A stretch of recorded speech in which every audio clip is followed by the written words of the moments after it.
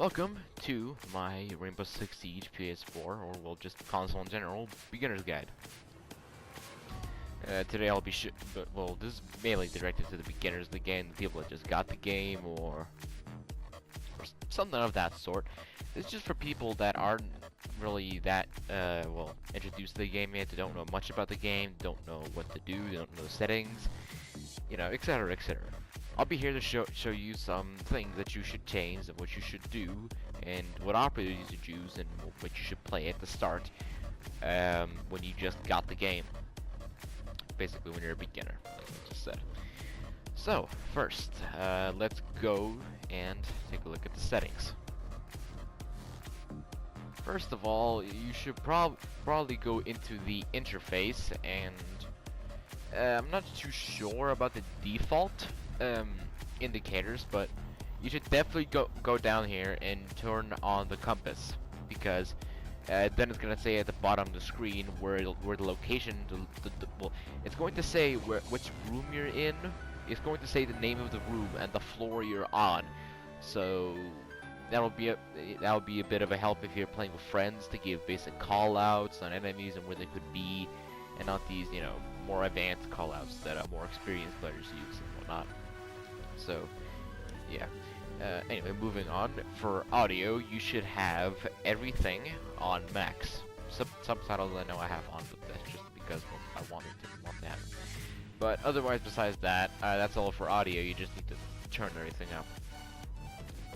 up. For video, you should probably turn off your VSync, because you're probably going to be playing quite a bit of terrorist hunt situations, because that's what I'm going to recommend when you play at the start when you just got the siege, because that's where you can practice your aim, where you can practice your recoil control and whatnot. Well, where you can get used to recoil control. I'll show you that. I'll show you the recoil control in a second as well. But basically, a VSync on limits the frames per second in terrorist hunt situations down to 30, just to take out some, well, screen tearing. But if you have it off, then you can't even notice any screen tearing, like, at all from my gameplay, and the 60 FPS is a nice change. The brightness, you should probably turn that up a bit, but I'm not going to control what kind of brightness you like, so yeah, that's your choice. Now, moving on, you should probably turn off your vibration in the controls, and then turn up your sensitivity to maybe 60, like, first of all, you need to keep your vertical sensitivity lower than your horizontal sensitivity at all costs. So if at like the settings that I have at the moment, 66 horizontal and 60 vertical, that's a good thing, at least for me. Like, keep going up by 5 on both of the things until you feel comfortable with something, but keep at least a 10 sensitivity gap between a horizontal and vertical. Horizontal being higher than vertical. So do about that. I mean, I know I only have a 6 difference there, but that's just what I can give out. But if you want to go higher than that, be my guest. Try what you want. Try wherever you want to see what you feel comfortable with. Now, this is something you definitely have to do though, and you have to turn your stick dead zones down to 5, which is the lowest setting. And what these do is that, well, they basically just make you require. It basically makes you required to put less pressure on the sticks to either move or look around. So, you know, that'll help a little bit. Aim assist, definitely turn that off, considering casual doesn't have aim assist. Casual, ranked, whatever you play, it doesn't have any aim assist. But situations and terrorist hunt does have aim assist. So, you know, you can practice your aim in terrorist hunt a bit better without having, you know, aim assist to assist you out, because you'll be actually practicing your aim. Anyway, moving on. Down to the aim down sight sensitivity. This one you want to turn down to either 30 or below. I have it on 30 free because, well, that's what I feel comfortable with at the moment. But turn it from 30 to 30 or below that. Nothing else. You can have it maybe a bit higher than 30, but no more. Else that would be a little too high, because you need to make sure that you can keep your reticle straight. You need to make sure that you can keep it in, you know, a certain area without having to accidentally push it too much, you know, having to move somewhere else. Next up is gadget deployment. Turn that on to toggle. This is going to be something that you're probably gonna have to get used to after a while. But the thing is, gadget deployment on toggle, which on default is hold, is a huge difference.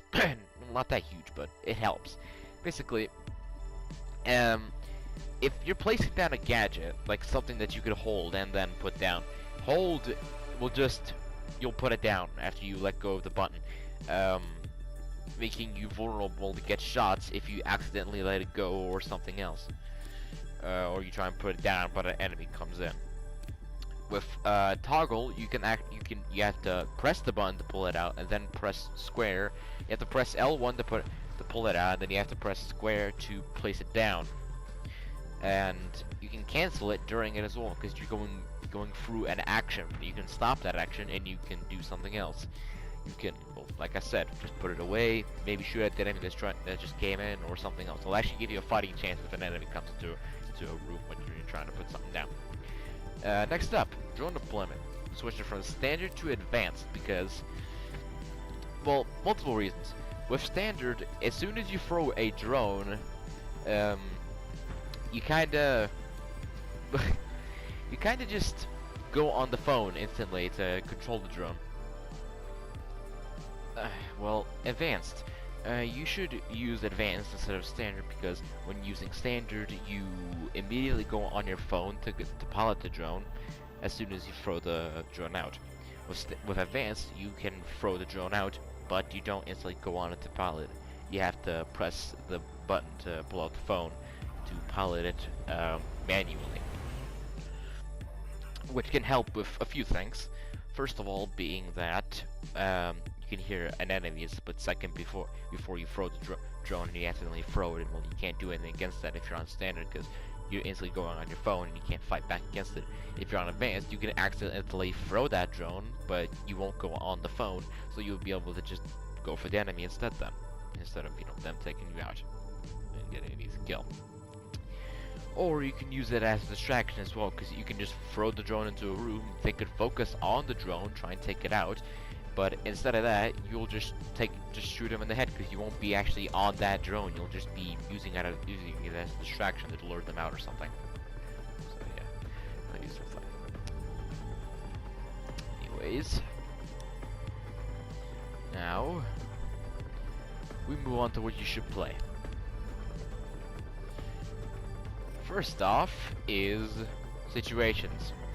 Now, why should you play situations? Well, in situations, they are specific types of, well, it's like a campaign for Rainbow Six Siege. It makes up specific missions with specific layouts and, well, a specific amount of enemies and a specific objective in a specific room. Basically, everything's laid out. It's all in a straight plan. Nothing changes ever.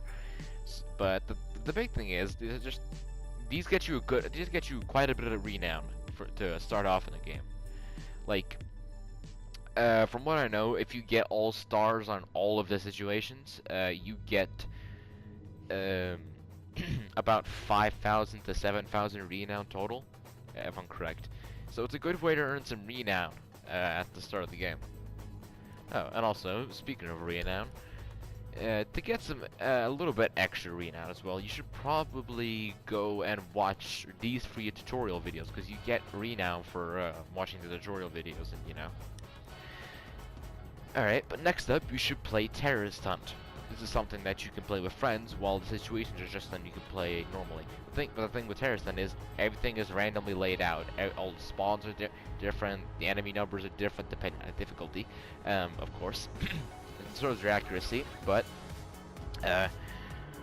basically, you just have to fight against AI terrorists, white mass, on both these game modes, and well, play on a variety of game modes. I mean, on Terrorist Hunt, you can either get Terrorist Hunt Classic, Extract Hostage, Protect Hostage, or Disarm Bomb. And you can go into matchmaking preferences and the options as well to turn off one of those game modes, so, you know, take your pick on what you want to play. But for beginners, I'd say Protect Hostage and Terrorist and Classic. So you know, maybe go with those two to start, because Disarm Bomb is pretty hard. Well, harder for beginners, because the amount of enemy spawns there are in there when you start to defuse a bomb is kind of nuts. So you won't be having a very easy time if you start defusing a bomb in the middle, because you know your aim won't be that good. They'll be rushing in from all angles. You won't be that prepared. But you know, Thunder Thumb is also something you can get easy renown with, because they're usually pretty quick. They pay you about the renown of half a casual match if you're playing Terrorist and Classic or Extract Hostage, and on Protect Hostage they basically gave you the renown of a casual match. So you know, good way to earn renown. You can play with friends.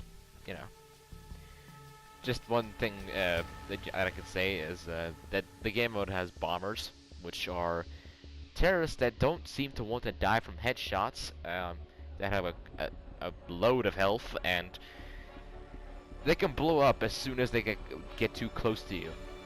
That's what they call bombers. They're suicide bombers. And there's a few of them in the situations as well, but not too many, so you don't have to worry about that much. But, you know, just watch out for them in terrorists, mostly, because that can wreck your ship. But there's two ways to identify if they're nearby. Either the heavy breathing they emit, or the blue light that is in front of them as well. There's two ways you can disable their device as well, just so you know.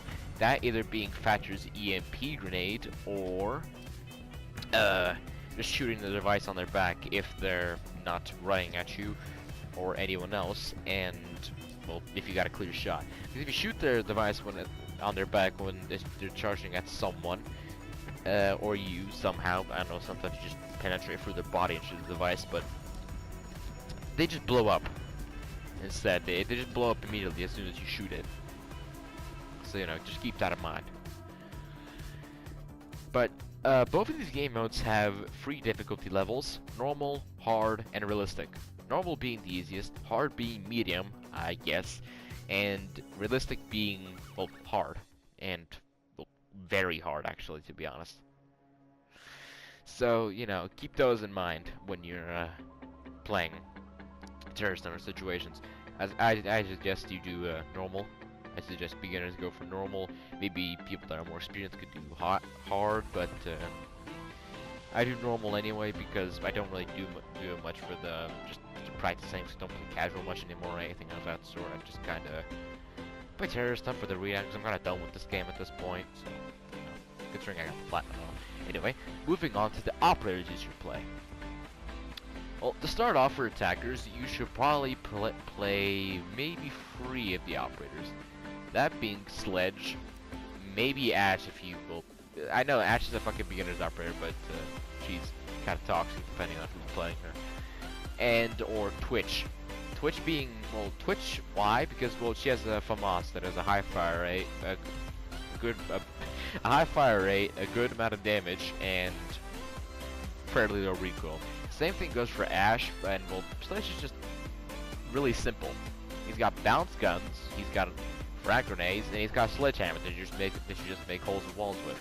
Ash has a grenade launcher that fires breaching rounds that you can just breach walls so you can get entry.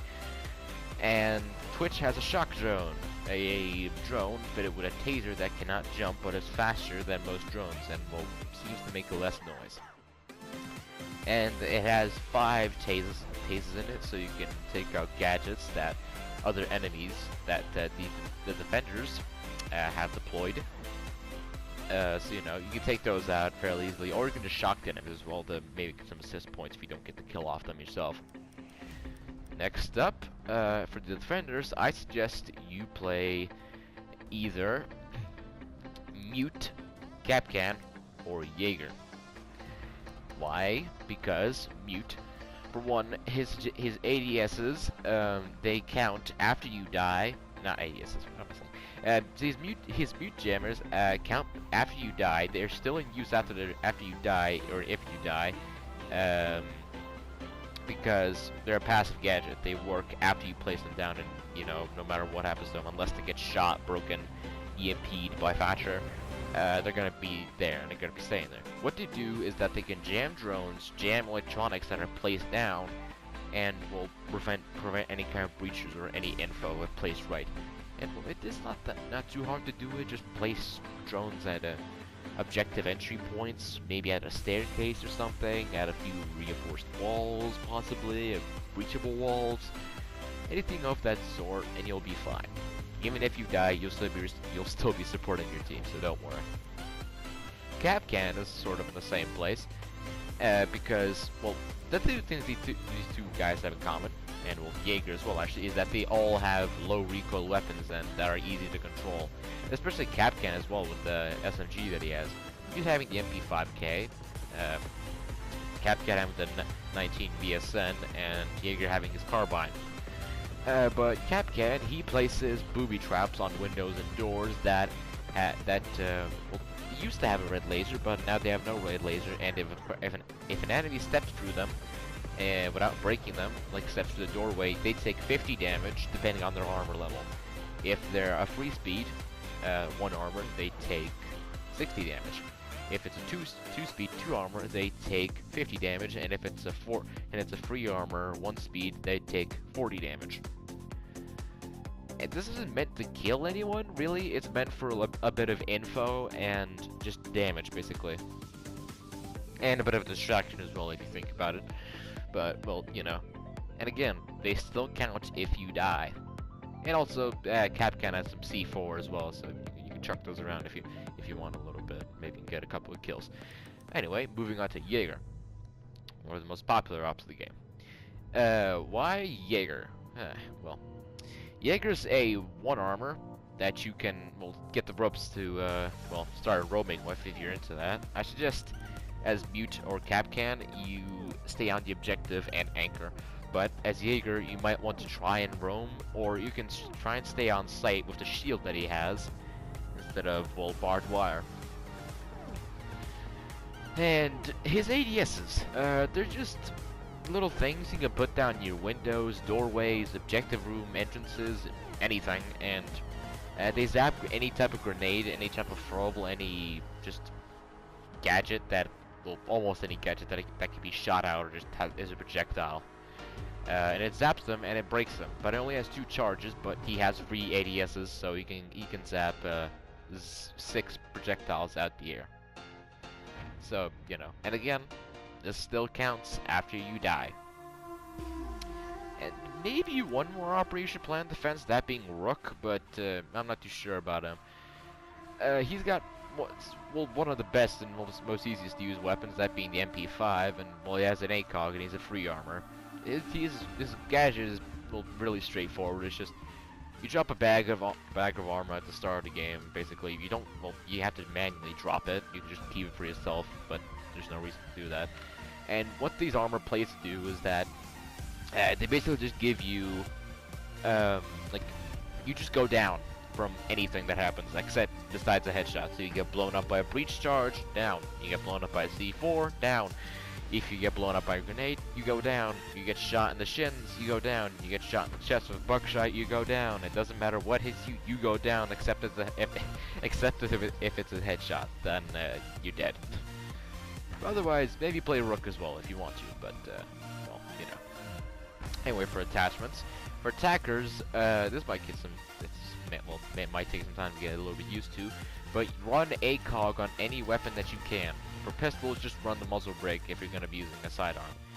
And, well, Twitch, I know the revolver seems promising. I know it's, you know, 78 damage and whatnot, and actually it's fairly low recoil if you know how to control it. But I still use the P9. It has lower recoil, has 16 rounds in a clip, and, well, 45 damage, which isn't too bad. And, well, then the F2, which does 37 damage, has a 980 round RPM, and has a 4 round mag, which can be fitted with an ACOG. Basically, all ARs and DMRs, along with LMGs on the attacker side, can be fitted with ACOGs, which is a huge advantage over the defenders most of the time, because the range. You have a 4x scope, they have a 1x, because most defenders are restricted to a 1x reticle. Besides some free armors, like Mira, she doesn't have an ACOG, but Doc, Rook, like Clash, Mira, they don't have ACOGs, but Doc, Rook, like, look, I'll just list off the operators on defense that do have ACOGs: Doc, Rook, Echo, Maestro, and I believe that's it. Correct me if I'm wrong, but I haven't played much of the free armors. But those are the operators that have ACOGs on defense. That can put ACOGs into primaries on defense. But most of the defense operators just have reticles from going from the they just have reticles like the red dot, the holographic sight, and the reflex. They have most of them have no other sight except for the select few defenders that are free armor and have a ACOG on their weapon. And I forgot to mention Kaid earlier as well. He's one of the newest operators. Well, he's actually the newest operator on the fence that I don't own, but you know. Anyway, for the operators, for the attachments, I suggest that you run on any weapon that you have. You run vertical grip, flash hider, and on defense reflex. On attack, you run ACOG. But those attachments, you should be fine. Stick away from the laser sights though, because the laser, all of the enemies can see it. All the enemies, everyone can see it. If you point it into a room, the enemies might see that laser and they can know you're over there, and they can just attack you. So stick away from the laser sights. And for pistols, just use the muzzle brakes. So, you know. Anyway, that's that, and I guess I could show you how to, well, control your recoil normally next. Well, try and control your recoil then. So, see you in a sec. Alright, welcome back everyone. So, now I'm going to be showing you the basics of recoil control, which, well, is the most important thing that you should know out of anything in Siege, basically. So, yeah. But it's also one of the easiest things to know as well, so you know. I think I'll play Mute, for example. Just to show that, well, the operator that you can play, one of the operators you can play is, well, very easy one to play, and, well, one of the easiest recoils to controls, you know. Fortify the room. Let me just show you. Need to keep the hostage secure. Right. So, well, first of all, let me just show you what Music Gadget is, just real quick, so you just get an idea. This is Music Gadget. This is where you can spot it and whatnot. So, you know, keep an eye out for these weird router-looking things. But these, like I said, they can jam drones, jam breach charges, jam ecto charges, thermite charges, just anything like electronic that can be placed down gets jammed by this little fella right here. And, well, you know, it keeps you safe. But anyway. This is how the recoil looks without controlling it on the MP5. Not too bad, right? But this is what it's like while controlling it. Now, how you do that is that you hold down the stick just by a little bit when you're firing. You hold down the left stick a little bit when you're firing, and you will control the recoil, pulling the gun down so you won't have to shoot up. Keep shooting in a straight line. Well, in mostly a straight line, depending on how well you control the recoil and how well you do it. That depends all on how well you can pull down the stick. So if you pull it down all the way, like too much, you'll just be doing that. But if you pull it down just a little bit, then it'll look something like that for your first try. Basically, just pull it down as little as you can,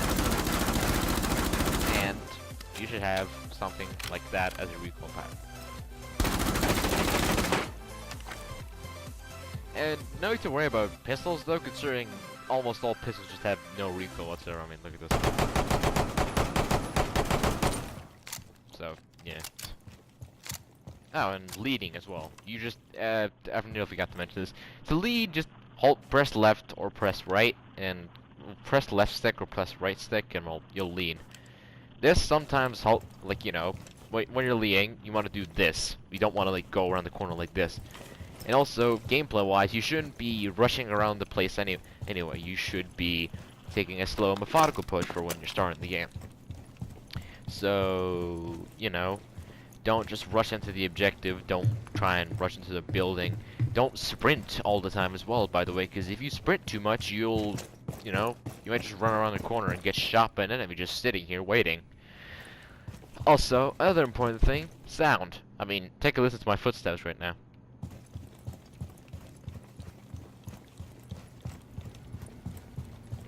Yeah, you're gonna have to listen out to those a lot, and you can actually tell on where the person or the enemy is, or what they're standing on, because of the different sounds they make when they're stepping on something. Like, that was carpet, and now this is metal, I believe. So, depending on what kind of floor you're walking on, the material the floor is made out of, you'll hear different sounds, and that is a key point to Rainbow Six Siege, because depending on the sounds that the person is making when they're stepping on the floor, it will sound different, and it will actually give you an idea of the location that they're in if you know the map. And that's one thing I suggest you do the first time you load up, basically, or after a little bit of playing. The thing you should do is you should go on to custom games and start up as many maps as you want. Go on all the maps if you like, and explore the map. Just walk around, exploring, and, well, look for camera spots as well. And cameras are these little things right here that, well, you can shoot. And now, the defenders have one less cam to look at you from, to spy on you on, to, well, just gather information with. There are usually free... Excuse me for my bad aim. There's usually free on almost every map, but some maps have two, like House, and other maps just don't have any at all, but just look for, when you're outside, look for white poles, and then the camera will be on there.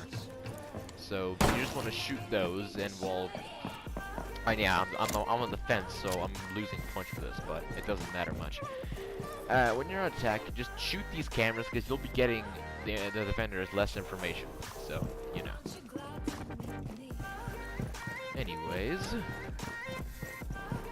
I will be leaving this place right now. And You have entered an next up, enemy-controlled I area. will be showing You you have been spotted by what hostiles. terrorism Fall back. is like, and what, well, situations are like. Showing you an example Down to of 15 the first seconds. two situations and one attack round Time expires in 10 seconds. Bartlett University, 5 on seconds Terrorist Hunt remaining. Classic. So, hope you learned something from that. Also, a few bonus clips at the end as Time well. limit expired. From some things I got from the 6th Invitationals event that was here last weekend. And we'll be coming back this weekend, so stay tuned for that. Anyway, this has been School Do 9, and I'm signing off. Peace.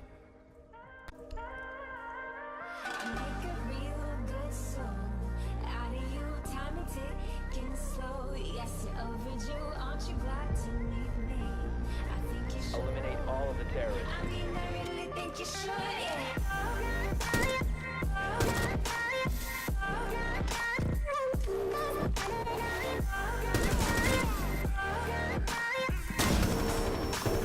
Aren't you glad to meet me?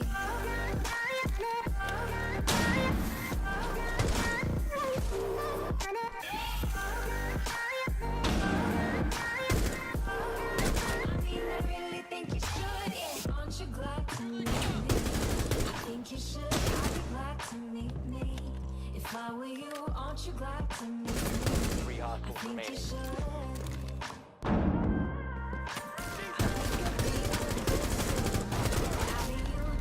Op 4 neutralized. Success. Overdue, aren't you glad to meet me? I think you should. I mean, I really think you should. Hostage found. Move to their location and secure the hostage.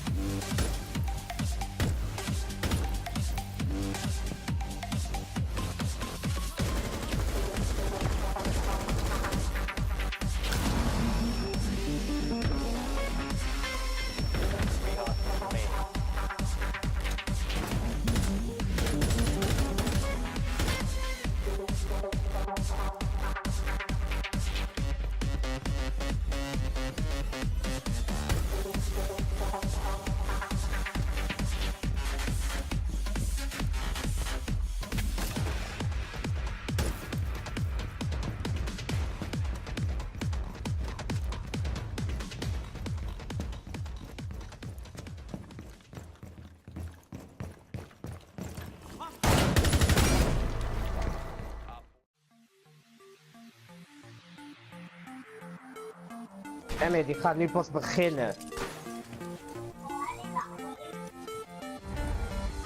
No, not here. The window's over here.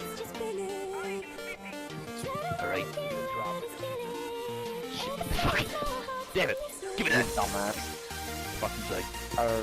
I'm tempted to shoot you once you get up here. I'm not going over.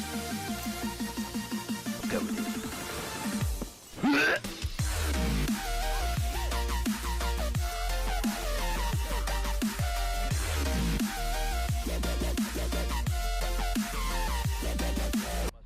I couldn't shoot the fucking C4! Damn it! I knew that was nearly flawless, there was so range!